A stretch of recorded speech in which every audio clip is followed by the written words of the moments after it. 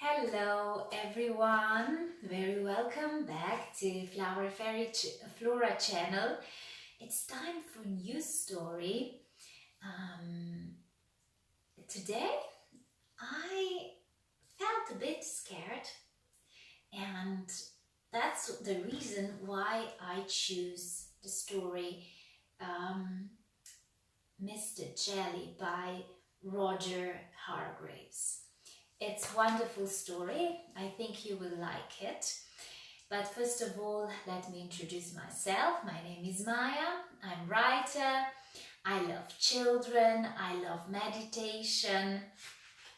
And I really, really love children. And of course, fairy tales. And because I'm a writer, I wrote stories with FlowrFairy Flora, and I create audio meditative stories with FlowrFairy Flora. More about these special stories you can read on the link below.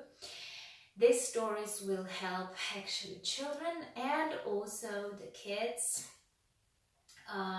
to calm down in the evening, to learn how to breathe deeply, how to release stress. And actually these stories will learn your child how to grow up together with this meditative techniques, with techniques of personal growth. And this is very great tool for later, for growing up, for your kids. So this is a little bit about me and about my work. Very welcome to check on the web page. But now it's time for a story about Mr. Jelly. So prepare your ears and let's go. Poor Mr. Jelly was frightened of everything and anything. At the slightest little thing he would quiver and tremble and shake and turn to jelly. So it's not really surprising to find that Mr. Jelly lives as far away from anybody that can find. In the middle of a wood, miles and miles from anywhere. This story begins one morning when Mr. Jelly was asleep. It was a beautiful autumn morning. The sun was shining. The leaves on the trees had turned to a glorious red, and the wind stirred gently in the treetops. A single leaf fell gently from the tree right outside Mr. Jelly's house and quietly brushed against his bedroom window as it fell. Mr. Jelly woke with a start. "What's that terrible noise?" he cried. "Oh, heavens, the house is falling down. Oh, disaster, it's an earthquake. Oh, calamity, it's the end of the world." And he hid under the bedclothes, trembling with fright. After an hour, by which time he realized that his house wasn't falling down and there wasn't an earthquake and the world wasn't coming to an end, Mr. Jelly peeped out from under the bedclothes. "Phew," he said. "Thank goodness for that." And he got up and went downstairs to make his breakfast. Mr. Jelly poured some cornflakes out of a pocket into a bowl. Then he poured some milk onto the cornflakes. Then he went to the cupboard to get some sugar. Crinkle, crinkle went the cornflakes in the milk. "Oh, goodness gracious!" cried Mr. Jelly, diving under the kitchen table. "Oh dear, I hear guns. Oh, calamity, it's war." But of course it wasn't. And of course, Mr. Jelly eventually came out from under the table and ate up all his cornflakes. After breakfast, Mr. Jelly thought that he'd go for a walk. He was walking through the woods which surround his house when a worm poked his head out of the ground. "Morning," he said the worm cheerfully to Mr. Jelly. Mr. Jelly nearly jumped out of his skin. "What?" he shouted. "Who's there?" And then he saw the worm. "Oh, good heavens, it's a snake! Oh dear, a man-eating snake! Oh, calamity, I'm going to be eaten alive!" And he jumped up into a tree. "What a performance," commented the worm, and went back into his hole. After an hour, Mr. Jelly felt brave enough to climb down from the tree and continue his walk. Eventually, he came out of the other side of the wood and into a field. Mr. Jelly glanced nervously around. It was an empty field. Or was it?